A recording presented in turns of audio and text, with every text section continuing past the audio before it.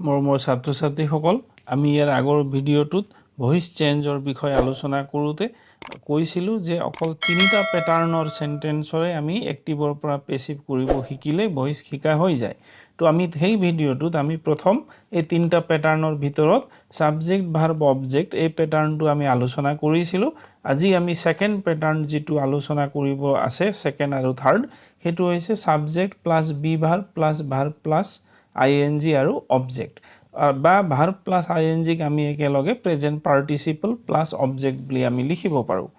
তো প্ৰথমে এইটো আলোচনা কৰি লও তো ইয়াৰ লগত মিলা সেন্টেন্স দুটামান লৈছো she is preparing tea for us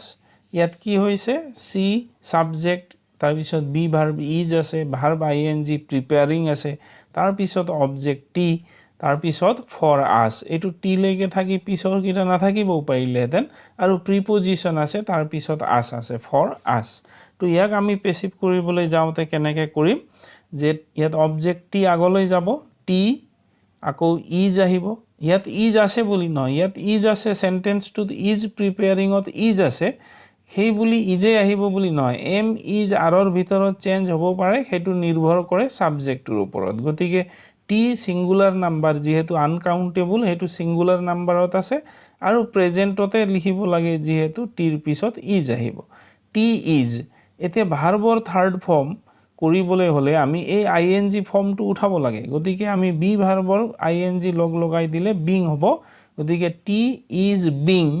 এতিয়া যেহেতু আইএনজি বিৰ লগত গল গতিকে প্ৰিপেয়াৰ বাকি থাকিলে তাৰ থাৰ্ড ফৰ্ম আমি লিখিম প্ৰিপেয়াৰ্ড গতিকে T is being prepared for us by her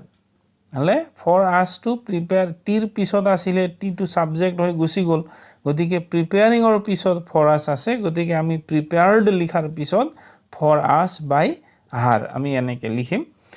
আৰু এটা এক্সাম্পল লৈছো তেনেকৈ they were discussing the topic এতিয়া অথনি প্ৰেজেন্ট কন্টিনিউয়াছত আছিল এইবাৰ আমি কৰিছো past কন্টিনিউয়াছত ইয়াত আছে দে হৈছে সাবজেক্ট ওয়েৰ হৈছে বি ভাৰ্ব ডিসকাসিং হৈছে প্ৰেজেন্ট পাৰ্টিসিপল বা ভাৰ্ব প্লাস আইএনজি আৰু দা টপিক হৈছে অবজেক্ট গতিকে পেসিভ কৰোতে কি কৰিম আমি অবজেক্টটো নিম দা টপিক আহি গল তাৰ পিছত ওয়েৰ আছে তাৰ মানে এতিয়া আমাৰ বি ভাৰ্বটো ওয়াজ বা ওয়েৰ হ'ব যেহেতু ডাইৰেক্টত থকা সেন্টেন্সত দেৰ প্লুৰেল আছিল কাৰণে ওয়েৰ হল এবাৰ আমি দা টপিক লিখিছো সিঙ্গুলার গতিকে ওয়াজ আহিব The topic was being হলে discussing আছে গতিকে being এতিয়া discussor third form discussed by them গতিকে ইয়াৰ পেসিভ হ'ব the topic was being discussed by them এটো হৈছে সেকেন্ড প্যাটাৰ্ন আমি আলোচনা কৰিছো ঠিক তেনেকৈ আমি থাৰ্ড প্যাটাৰ্ন যেটো আছে এটো হল সাবজেক্ট প্লাস have verb বুলি ক'লে have has had shall have will have এই কিটা থাকিব গতিকে have verb তাৰ পিছত আহিব ভাৰ্বৰ থাৰ্ড ফৰ্ম আৰু অবজেক্ট এইটো প্যাটাৰ্নত থকা সেন্টেন্স বিলাক আমাক পেসিভ কৰিব লগা হ'ব পাৰে গতিকে তেনেকুৱা এক্সাম্পল লৈছো কেইটামান sentence I have finished my duty second to they had invited me to the party and third sentence to she will have won the match এই তিনিটাই সেন্টেন্সৰ প্যাটাৰ্নটো চাবা আমাৰ অলপ আগত আলোচনা কৰা সাবজেক্ট হ্যাভ ভাৰ্ব ভাৰ্বৰ থাৰ্ড ফৰ্ম আৰু অবজেক্ট এই প্যাটাৰ্নৰ লগত মিলি আছে আমি পৰ্যায়ক্ৰমে হেতু আলোচনা কৰিম তো প্ৰথম সেন্টেন্স I have মিলি আছে I have finished ভাৰ্বৰ থাৰ্ড ফৰ্ম তাৰ পিছত my duty এটো হৈছে অবজেক্ট তো আমি পেসিভ কৰোতে কি কৰিম my duty অথনি আই আছিল কাৰণে হেভ হল এতিয়া মাই ডিউটি হলে কি হ'ব হেজ হ'ব হেভ হেজ টু চেঞ্জ হ'ব পাৰে দিকে my duty has been finished by me ইয়াৰ পেসিভ তেনেকুৱা হৈছে কন্টিনিউয়াছত বিং লিখিছিল ইয়াত আমি কি কৰিছো যদি পাৰফেক্টৰ সেন্টেন্স হয় এইটো গঠনৰ বাক্য বা পাৰফেক্ট বুলি কোৱা হয় এইটো গঠনক পাৰফেক্টৰ গঠনত যদি থাকে তেতিয়া বিন ব্যৱহাৰ কৰা হয় গতিকে my duty has been finished by me তেনেকে সেকেন্ড সেন্টেন্স টো আছে they had invited me to the party ইয়াতো they হৈছে সাবজেক্ট হেড হৈছে হেভ ভাৰ্ব, ইনভাইটেড থাৰ্ড ফৰ্মত আছে, মি হৈছে অবজেক্ট, তাৰ পিছত প্ৰিপজিশ্যন আছে, টুৰ পিছত দ্য পাৰ্টি আছে। আৰু আমি অথনি আগৰ ভিডিঅ'টোতো কৈছোঁ যে প্ৰিপজিশ্যনৰ পিছৰটো অবজেক্ট নহয় যদি সেইটো প্ৰিপজিশ্যন হিচাপে ব্যৱহাৰ হৈ আছে। ইয়াত টুটো প্ৰিপজিশ্যনৰে কাম কৰি আছে। গতিকে ইয়াত অবজেক্ট হৈছে মি, গতিকে ইফালে আমি পেচিবলৈ নিওঁতে কি কৰিম, মিটো আই হৈ যাব, গতিকে আই হেড পাষ্টত আছে গতিকে হেডেই বহিব। হেভ ভাৰ্বৰ প্ৰেজেণ্ট ফৰ্ম থাকিলেহে হেভ আৰু হেজ দুটা আছে, চেঞ্জ হ'বও পাৰে চেঞ্জ, নহ'বও পাৰে, সেইটো ছাবজেক্টক লৈ আছে। কিন্তু ইয়াত পাষ্ট পাৰফেক্ট থাকিলে অকল ফিক্স হেড থাকিব, গতিকে আই হেড তাৰপিছত বিন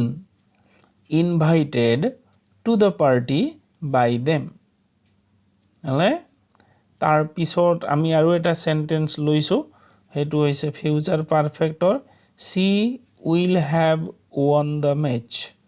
এইটো will have, have verb future, প্ৰথমতে হেভ ভাৰ্ব হেভ আছিলে প্ৰেজেণ্টত, ছেকেণ্ড চেণ্টেন্সত হেভ ভাৰ্বৰ হেড আছিলে, সেইটো হ'ল পাষ্টত আছিলে, গতিকে পাষ্ট পাৰফেক্ট। এইবাৰ উইল হেভ আছে অৰ্থাৎ হেভ ভাৰ্বৰ ফিউচাৰ ফৰ্ম অৰ্থাৎ ফিউচাৰ পাৰফেক্টত আছে। এইটো